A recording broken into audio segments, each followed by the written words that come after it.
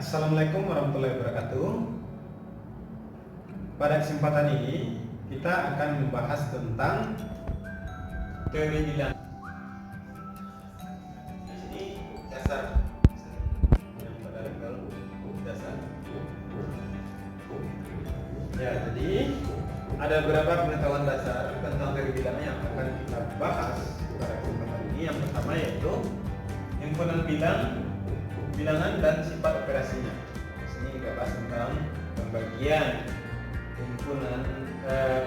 bilangan berdasarkan beberapa kelompok seperti bilangan real, bilangan rasional, bilangan bulat, dan seterusnya. Ya, tapi pada kesempatan ini yang bagian pertama telah saya jelaskan pada video yang lain. Ya, jadi kita akan mengkaji tentang keterbagian FEB, bilangan prima, KTK, kongruensi, dan sistem residu. Ya, jadi ketujuh topik ini merupakan dasar untuk bergerak dalam memahami konsep teori bilangan. Ya, oke, kita lanjutkan bagian yang pertama pada konsep dasar teori bilangan tadi, yaitu keterbagian. Ya, keterbagian secara rasional dari bahasanya, keterbagian apa itu? Sesuatu itu bisa dibagi atau tidak.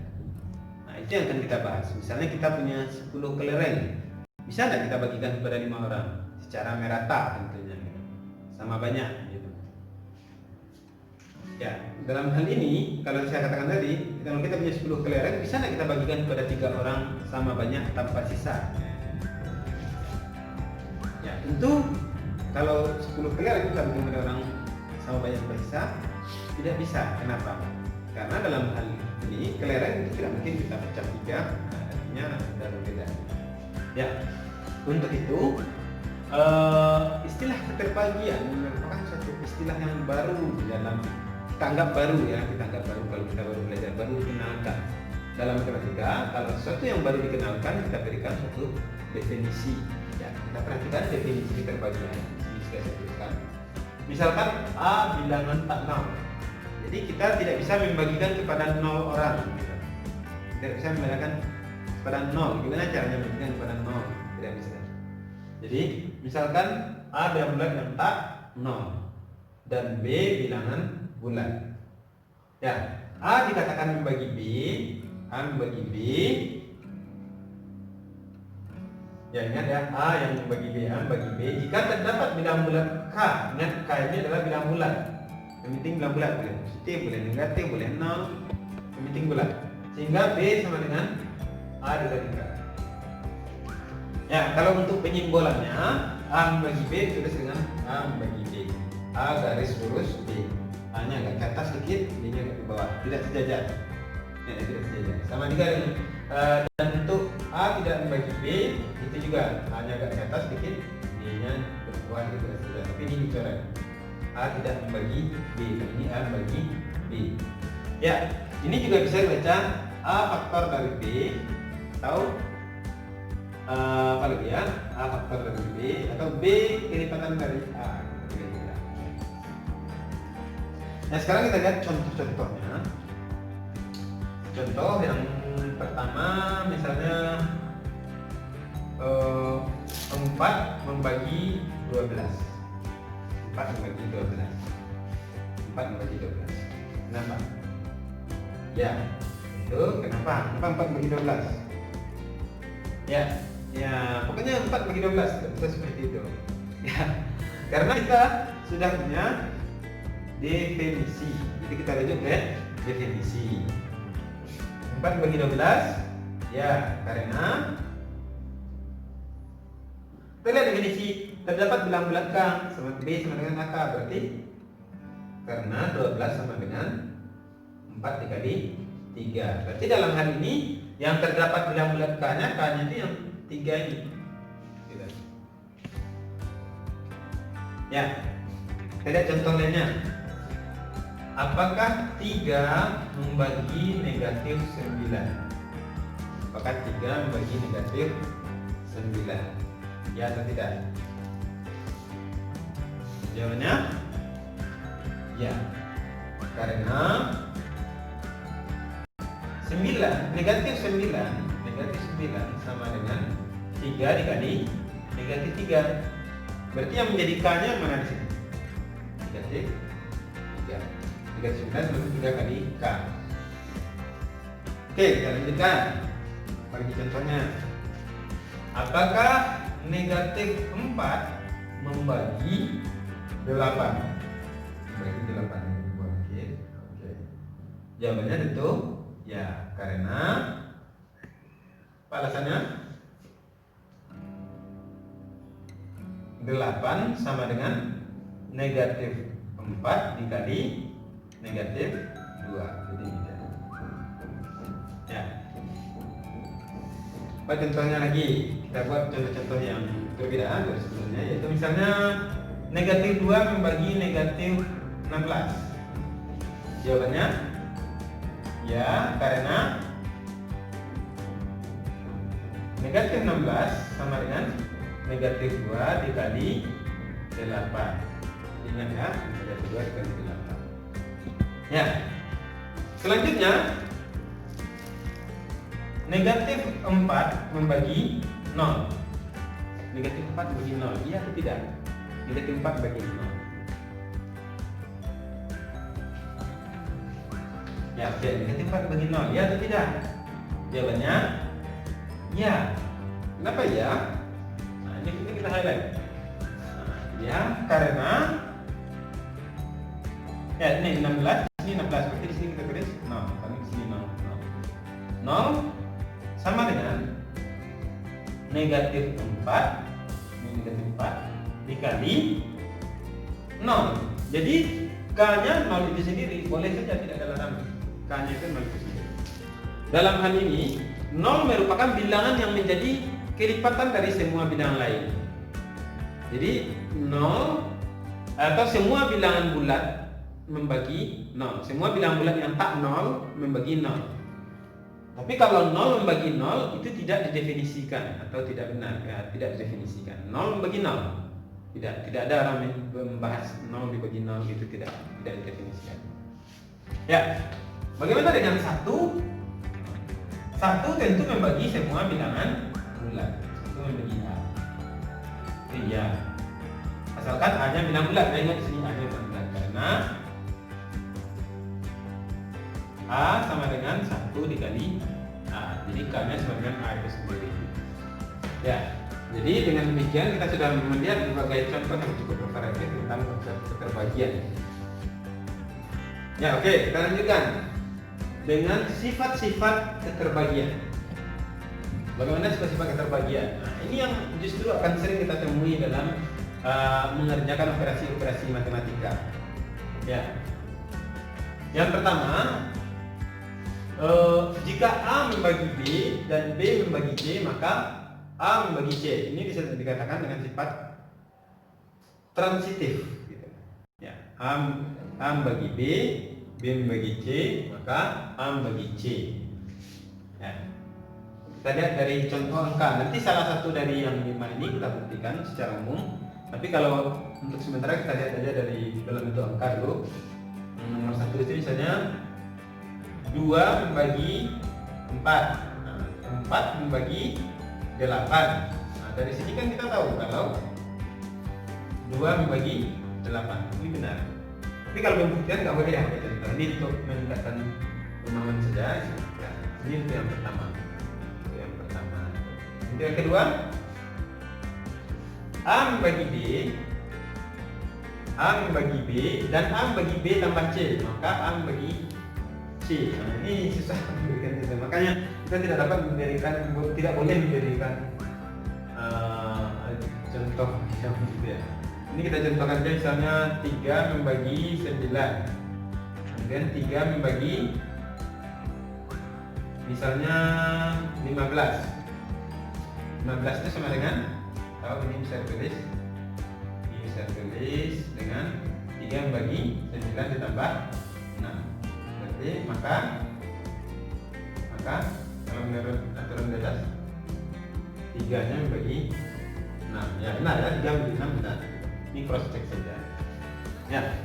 Kalau A bagi B, maka A bagi B dikali apapun. Nah, ini pasti ya. Perlu kita lihat. Misalnya 4 lipatan 2, berarti 4 dikalikan berapapun pasti tetap lipatan 2. Gitu ya. Jelas gitu. Ya. Selanjutnya A bagi B dan A bagi C, maka A bagi B ditambah C. Ya, ini benar juga ya. Ini mirip dengan yang kedua, ini berbeda esensi. Ya, secara umum, lebih umum, ini bisa kita tulis A bagi B dan A bagi C, maka A bagi BX ditambah C itu setiap X bilangan bulat. Ini bisa ya, berapapun X nya yang mau dipilih.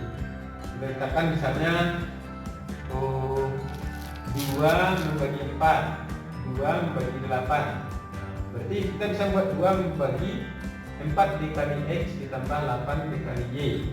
Berapapun X dan Y nya, asalkan bilangan bulat. Ya.